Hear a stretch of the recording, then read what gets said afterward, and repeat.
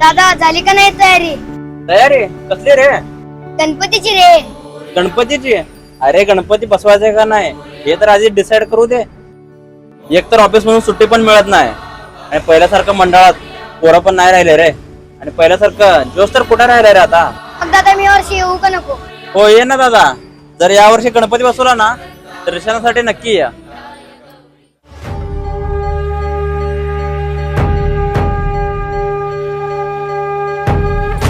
Ganpati Bappa Morya.